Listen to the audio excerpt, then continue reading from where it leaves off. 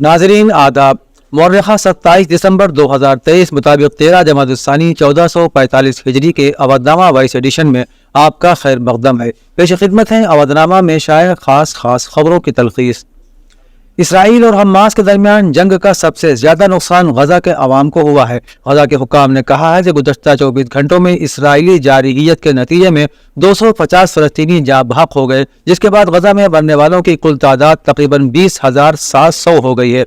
इलाके में कहत का मंजर है और पट्टी में हर तरफ तबाही के मनाजिर हैं और तमाम मकीनों के लिए इसराइली जारहियत या भूख के बायस खत्म हो जाने के खदशात पैदा हो रहे हैं। हमास जंगजुओं ने गुज़श्ता 4 दिनों के दौरान गजा में 24 जंगी कार्रवाइयों में 48 सहूनी फौजियों को हलाक और दर्जनों को जख्मी किया। इसराइली वज़ीर आज़म बेंजामिन नेतन्याहू ने इतराफ़ किया है कि वो बाद दूसरे ममालिक के साथ मिलकर गजा से फ़लस्तीनियों की रज़ाकाराना नक़ल मकानी पर काम कर रहे हैं, जबकि 90% आबादी पहले ही अपने घर बार से महरूम सड़कों पर खुले आसमान तले वहशियाना बमबारी के नीचे जिंदगी गुजार रहे हैं। वज़ीर आला योगी आदित्यनाथ ने उत्तर प्रदेश पुलिस भर्ती में सिविलियन पुलिस रिजर्व के ओहदों के लिए उम्र की हद में 3 साल की छूट देने का ऐलान किया है। चीफ मिनिस्टर योगी आदित्यनाथ ने प्रिंसिपल सेक्रेटरी दाखिला संजय प्रसाद को हिदायत दी है कि वो भर्ती के सिलसिले में उम्मीदवारों की उम्र की हद में 3 साल की छूट दें। यूपी पुलिस में 60,244 आसामियों के लिए भर्ती के लिए अहलियत का मेयार मर्दों के लिए 18 से 22 साल और खवातीन के लिए 18 से 25 साल था। रिजर्व कैटेगरी को कवायद के मुताबिक उम्र की हद में छूट दी जा चुकी है। भर्तियों का नोटिफिकेशन आने के बाद ज़ायदुल मियाद उम्मीदवार हाईकोर्ट पहुंच गए। नौजवानों की दरखास्त पर कुछ लीडरों ने वज़ीर आला योगी आदित्यनाथ से उम्र की हद में छूट देने की दरखास्त की थी, जिसके बाद सीएम योगी ने नौजवानों को राहत देते हुए उम्र की हद में 3 साल की छूट देने की बात कही है। दिल्ली में उद्योग भवन के सामने गोल चौराहे पर वाक़ तारीखी सुनहरी मस्जिद को मुनहदिम करने की तैयारियां जारी हैं। रिपोर्ट के मुताबिक NDMC के चीफ आर्किटेक्ट ने अवामी इत्तला जारी की है। कहा जा रहा है कि इस इलाके में ट्रैफिक को आसानी से चलाने के लिए मस्जिद को हटाना होगा। याद रहे कि सुनहरी मस्जिद तकरीबन 150 साल पुरानी है और तारीखी नौयत से अहमियत की हामिल है। रिपोर्ट के मुताबिक इस इलाके को सेंट्रल विस्टा प्रोजेक्ट के तहत रीडेवलप किया जा रहा है, इसलिए आने वाले दिनों में यहाँ की ट्रैफिक में इजाफा होगा।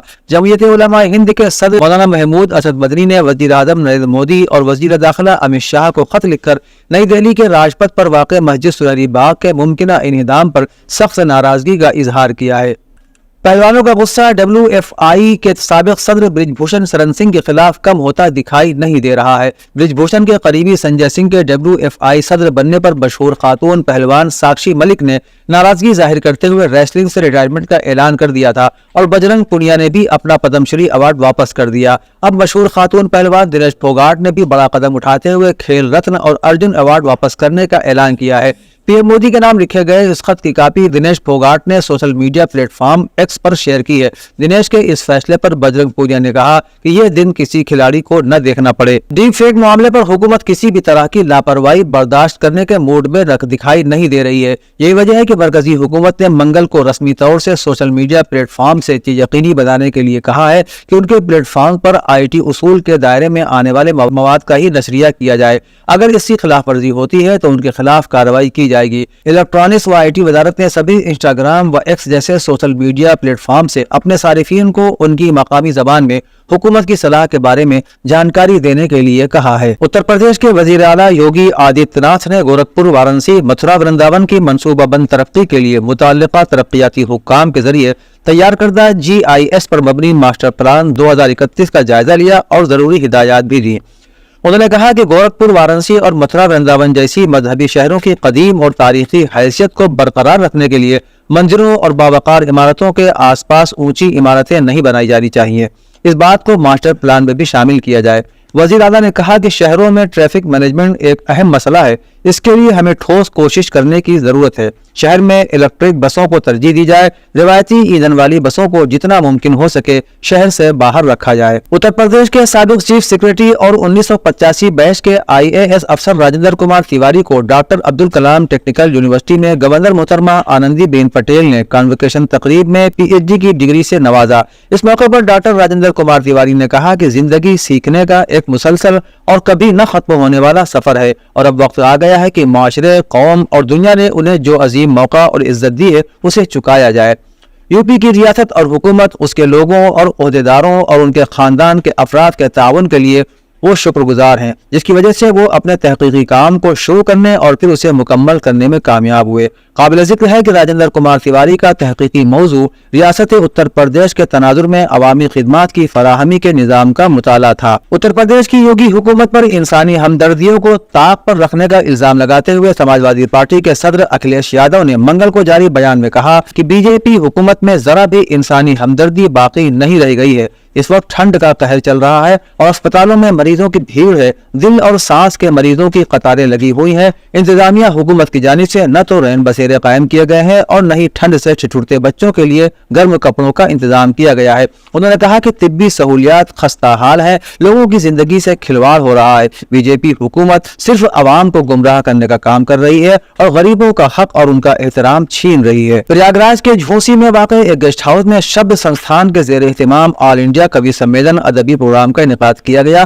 پروگرام میں امیٹھی کے ڈاکٹر ابوالقاسم عباسی کی کامیابیوں پر اس سال کے 2023 میں India proud book of record میں ان کا نام درج کیا گیا، جو کہ قابل تعریف ہے، اور انہیں شبد تنظیم کی طرف سے بھارت گورو سمان 2023 سے بھی نوازا گیا۔ واضح رہے کہ ڈاکٹر ابوالقاسم عباسی ایک ادیب، شاعر، سماجی کارکن اور ایک بہترین مقرر کے طور پر جانے جاتے ہیں اور انہیں ماضی میں بھی بہت سے بین الاقوامی اور قومی اعزازات سے نوازا جا چکا ہے۔ سلیم پور ہاؤس میں منعقدہ بیگم فیسٹیول کا کل چوتھا اور آخری دن تھا۔ تقریب کے آخری روز اردو خطاطی، خاکہ نگاری، ڈرائنگ اور اوپن مائک مقابلوں کے علاوہ مشاعرے کا بھی انعقاد کیا گیا۔ اس کے علاوہ سماجی خدمات میں نمایاں کام کرنے والی 5 شخصیات محترمہ سمن راوت، ورشا ورما، وشال سنگھ فوڈمین، وفا عباس اور امداد امام کو اعزاز سے نوازا گیا۔ راجہ سید تقی حسن اور بی جے پی کے M L A Govind Narayan نے سب کو بازوبند اور مومنٹو دے کر عزت بخشی۔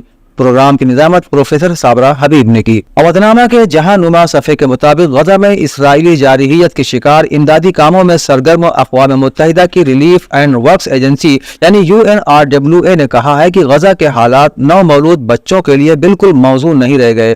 UNRWA نے ایکس پر ایک پوسٹ میں کہا کہ ہماری بہادر خواتین ہیلتھ ورکرز غزہ میں تاحال محفوظ رہ جانے والے آپریشنل ہیلتھ سینٹرز اور ہماری قائم کردہ پناہ گاہوں میں زچگی کے بعد یا دوران زچگی نازک طبی صورتحال کا شکار حاملہ خواتین کی دیکھ بھال کر رہی ہیں، لیکن ادارے نے یہ بھی واضح کیا کہ غزہ میں حالات نو مولود بچوں کے لیے بالکل بھی موزوں نہیں رہے۔ NGO نے بتایا کہ بھوک، پانی کی کمی، بیماریاں اور سرد موسم کے آغاز نے بھی بہت سے لوگوں کی زندگیوں کو خطرے میں ڈال دیا ہے۔ غاصب اسرائیلی فوج نے شام کے خلاف اپنی جارحیت کا سلسلہ جاری رکھتے ہوئے دمشق کے اطراف کو ایک مرتبہ پھر نشانہ بنایا، جس کے نتیجے میں متعدد افراد شہید اور زخمی ہو گئے۔ رپورٹ کے مطابق دمشق میں زینبیہ پر غاصب صہیونی حکومت کے آج کے میزائل حملے میں اسلامی جمہوریہ ایران کی سپاہ پاسداران انقلاب کے مشیر اعلیٰ سید رضی موسوی بھی شہید ہو گئے۔ شہید رضی موسوی نے شام کی جنگ میں تعاون کے تمام مراحل میں حصہ لیا اور صحرائی اور دمشق کے نواحی علاقوں میں ہونے والے جھڑپوں میں بھی حصہ لیا۔